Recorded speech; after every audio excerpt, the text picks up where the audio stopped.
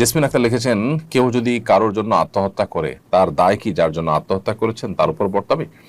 না, তার দায় তার উপরে বর্তাবে না, কারণ আল্লাহ তাআলা বলেছেন ওয়াল্লাহ তাযিরু ওয়াজরাতুন উযরা উখরা, কারোর পাপের বোঝা অন্য কেউ বহন করবে না। এবং কোরআন সুন্নাহর কোথাও এরকম কোনো কথা বলা হয়নি যে একজনের পাপের বোঝা আরেকজন বহন করবে। সেজন্য যে আত্মহত্যা করেছে তার দায় তার নিজের উপরেই বর্তাবে, অন্য কারোর উপরে সেটি বর্তাবে না। তবে কেউ যদি তাকে প্ররোচিত করে থাকে, কারোর কারণে যদি তিনি এই ভুল পথে এসে থাকেন, তাহলে যতটুকু দায় আছে, যতটুকু তার ভূমিকা আছে এক্ষেত্রে, সেটার জন্য তিনি অবশ্যই আল্লাহ তাআলার কাছে জবাবদিহিতার মুখোমুখি হবেন।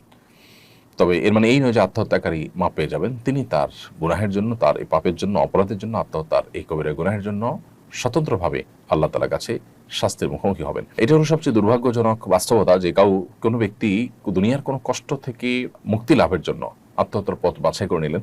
দুনিয়ার কষ্ট থেকে তিনি আপাত দৃষ্টিতে মুক্তি পেলেও আখিরাতের অনন্ত অসীমকালের কষ্টের পথে তিনি পা বাড়ালেন। তাহলে কষ্ট তার আসলে আরো বাড়লো, কমলো না। এটা হলো সবচেয়ে দুর্ভাগ্যজনক বাস্তবতা।